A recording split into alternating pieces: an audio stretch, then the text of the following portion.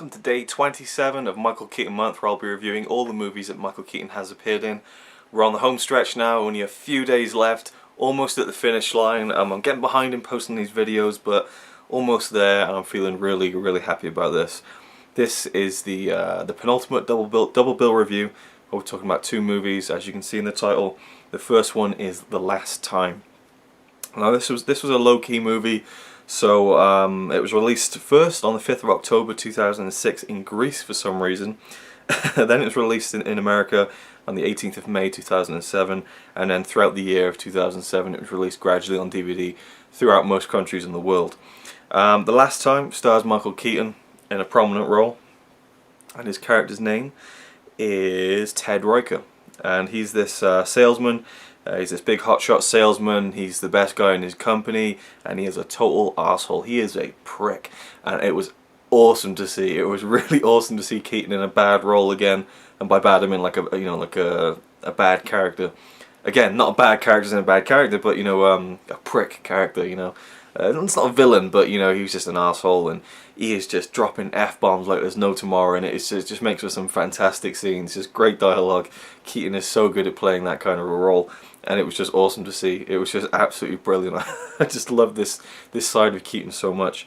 Another main star of the film is Jamie Beauchamp, played by Brendan Fraser, and he's this guy from the Midwest. He's moved into New York to start in the same company as Ted as a salesman, and he's not doing too well.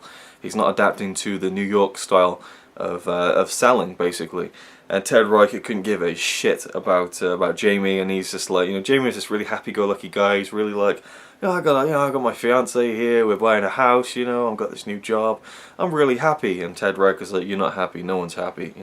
And he's just like a real cynic. And then we meet Jamie's fiance, Belisa, played by Valletta.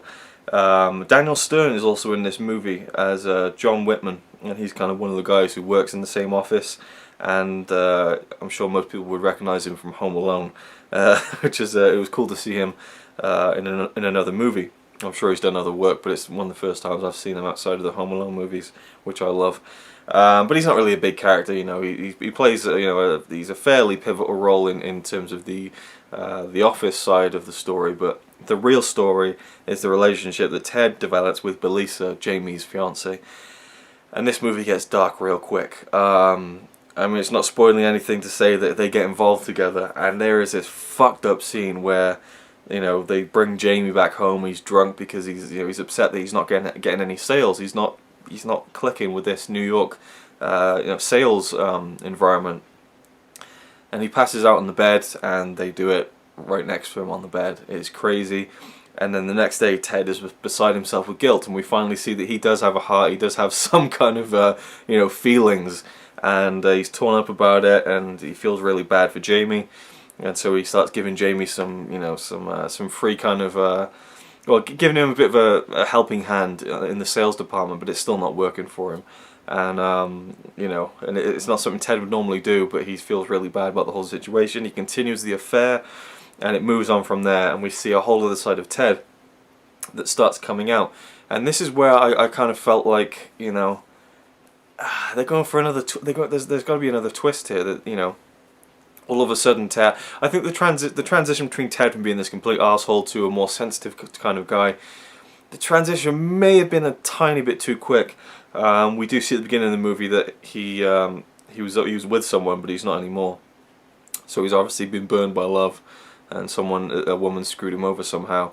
But he really falls for Belisa, and and then we see Jamie's transformation. He goes from this really happy-go-lucky, positive guy to this he starts becoming Ted, and he tries to be like Ted, and that doesn't work either. And then he just gets depressed, and we find out he's on antidepressants, and he's got a really troubled and dark past as well.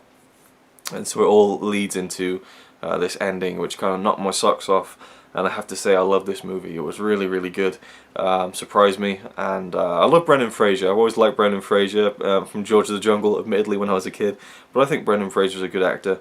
He's not a great one, but I really enjoyed his performance in this movie, and I just like him in general. And it was a good fit for the story. I thought Keaton was just absolutely brilliant. Just the way he was just spitting venom, just being a prick to all of his co-workers and stuff, and sometimes not even acknowledging them, just completely just just blackballing them, you know, it was awesome. And the ending, I will talk about at the end of this video if you don't want to be spoiled.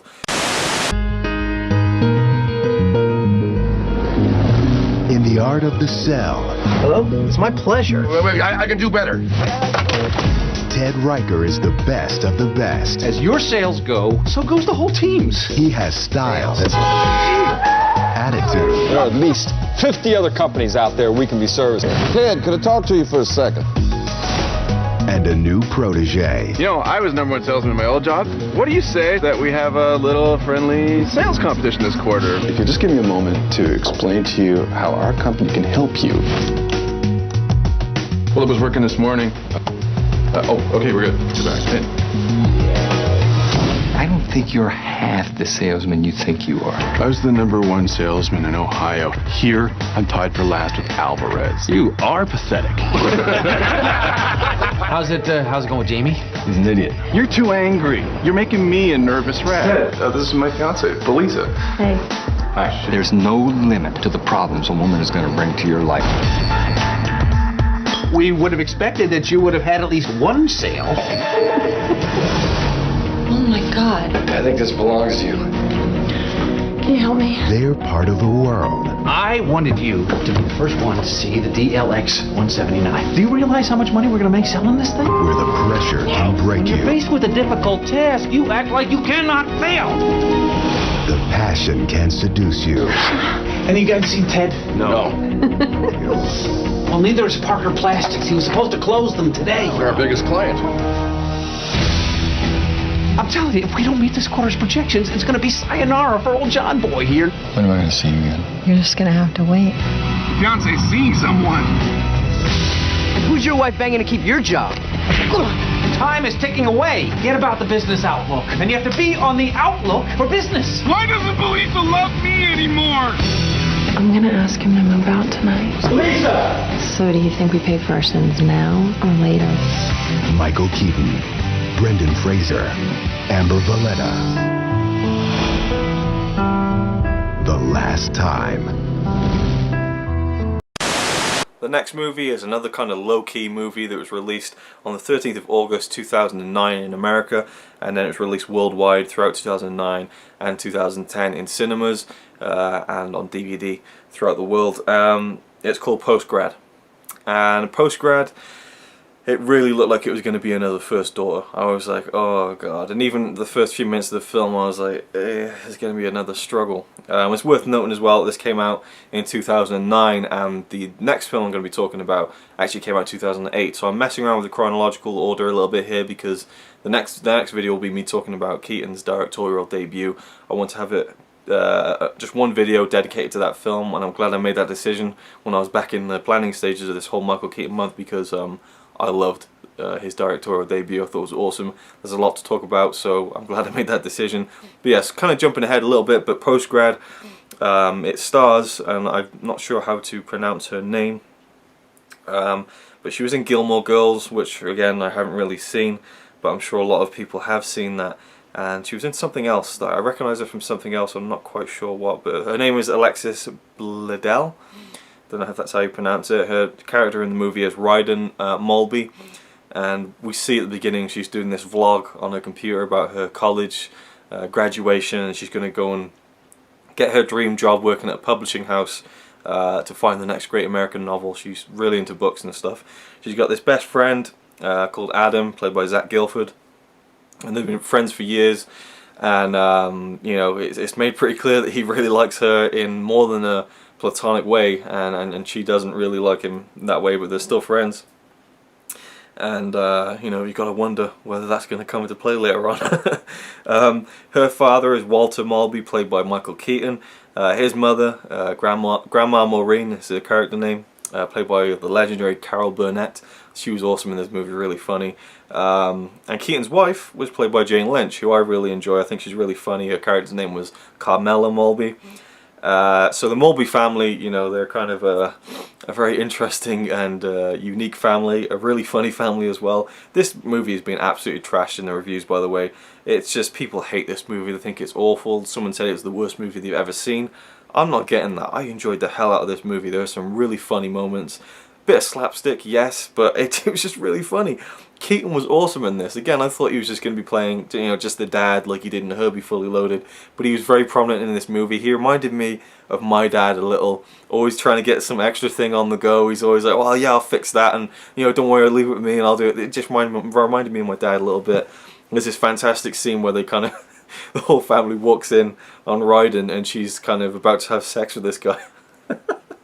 And then it just cuts to Keaton and, you know, and Alexis Ryden in the kitchen, and it's just this really awkward scene, and Keaton's trying to get across to her that he hopes that she uses protection, and he's trying to get out, but he can't quite do it. It's almost like the scene where he's trying to tell Vicky Vale he's Batman in Batman 1989, but with a comedic twist, and he can't get it out, and he's just like, yeah, I don't want to know, you know. It's just hilarious. I just really loved him in this movie. He was just really funny.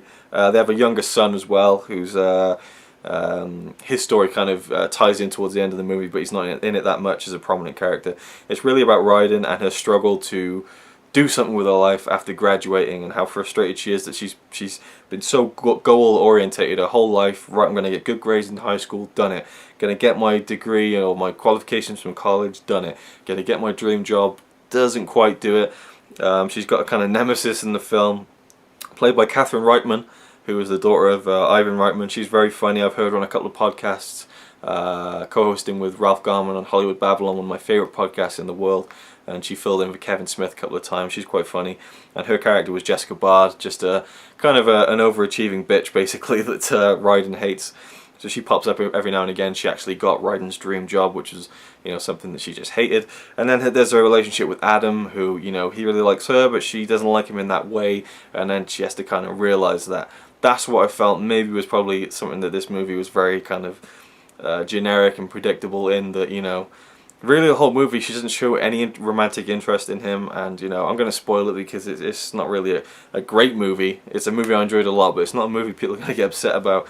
In the end, she realises that she wants to be with him because she can't live without him and that kind of thing. And it just seemed like it was a bit of a stretch, I have to say. But, you know, I enjoyed it, and I liked the scene where she said to her dad, you know, what do you think about me just dropping everything I've worked for, just for this guy? And he's like, well, it's you know, it's a crazy plan. It's the best idea you've ever had. He said that you know, ever since you were born, you always seem to have it figured out, and I found that really weird. Jane Lynch is funny as ever. You know, as I mentioned, Carol Burnett is awesome as well. Just a really funny movie. I enjoyed it a lot.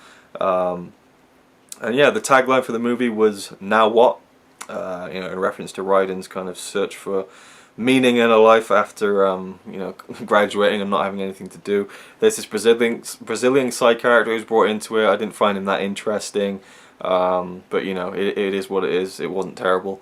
Amanda Bynes was originally set to star in this movie, and I'm glad she didn't, because she is an absolute mess. And in all seriousness, I hope she actually gets her head sorted out, because I don't really follow Hollywood that closely, but the Hollywood Babylon podcast, which I just mentioned, always go over like just tragic kind of celebrity stories, just people who are just fucked up, like Lindsay Lohan, for to mention another. And Amanda Bynes is one of them. She's just absolutely batshit insane, and I think she's getting help, so hopefully she does. Anyway, that was just a complete rant about, well, not rant, but a complete tangent about Amanda Bynes that is relevant to nothing, but she was originally slated to star in this movie. But I think Alexis Bledel, again, not sure if that's how you pronounce it, but I think she's gone on to much better things than Amanda Bynes. I forgot to see if there was any kind of trivia relating to The Last Time. So I'll just do that now before we round up this video, and then I'll talk to you about the ending of The Last Time. The tagline for The Last Time was, who would you sell out to trade up? And trivia for the movie. They were actually shooting in New Orleans just before Hurricane Katrina hit, and the production crew had to evacuate. And there is, in the movie The Last Time, there is a drawing of a woman being shot in the stomach that is based on the famous panel from the graphic novel Batman the Killing Joke. And of course Michael Keaton played Batman, so a little bit of Batman trivia there. Now the ending of The Last Time knocked me for six. It turns out, you know, again, Keaton was having an affair with Belisa. You know, Ted was having an affair with Belisa, and he felt bad about Jamie, Brendan Fraser's character. And it turns out that there was this big shot guy, this who we see briefly in the middle of the movie, and he's orchestrated a lot of businessmen who have been doing very well he's orchestrated their demise, and you know, to kind of hone in on their vices and use that against them to kind of affect their sales. And what Ted Riker's vice was the fact that he, you know, had been burned by love. You know, he mentions to Belisa, or, you know, it's very heavily talked about that he used to be a teacher and he loved literature and books, and then his wife just left him one day, or his girlfriend, and that's when he became this cold, shut-off character and went into sales. He'd only been in sales for 3 years, and so they basically have arranged this whole thing where Belisa was there just to tempt him and to make him fall in love so that his sales would falter, and that's exactly what happened. And of course Jamie is in on it too, and Jamie is nothing like who you think he is, because at the end it turns out he was just there to make Keaton fall, and it you know, it seems obvious. Well, I don't know if it does, but it really surprised me, you know. And we can tell that Belisa, she was not completely happy with it, and that she did in fact fall in love with Ted. And there's a scene in which you know, he finally tells her that it was a woman that kind of, you know, made him the way he is, and she starts crying and she says, "I'm so sorry." And at the time I kind of felt like she was probably, I thought, oh, that scene was a bit overacted, you know, why was she crying like that? And then we see a shot of it again near the end, and we realise it's because she's fallen in love with him, and she realises that, you know, what she's done to him, she can't come back from. And that's again what I loved about the movie, is that it ended without them getting back together. He left a book that they had talked about earlier on in the film in her apartment, and he went off and started a new life and went back to teaching, and she was there to kind of you know, just wallow in her misery of what she'd done. And he goes off, you know, hurt but ready to start again. And I just thought that was a brilliant way to end the movie. They didn't need to tie it up, they didn't need them to get back together. It was just a really well done ending, and I thought that yeah, it was great. I really liked The Last Time. Good movie. Thank you for watching. Make sure you watch the next video, and I'll see you next time. This is the first day of the rest of my life. Ryan is ready to conquer the world. Today, you are getting a job. I'm incredibly enthusiastic about the work your company is doing. Like what? As soon as she figures out how. On August 21st. Welcome back home. Look for love. Me, you, that dress. Look for a job. I'm searching for something. You know what you want to do. Going after it. Find yourself. Do you think I'm making the right decision? No matter where you are, you're gonna knock them dead. Post-Grad. Rated PG-13.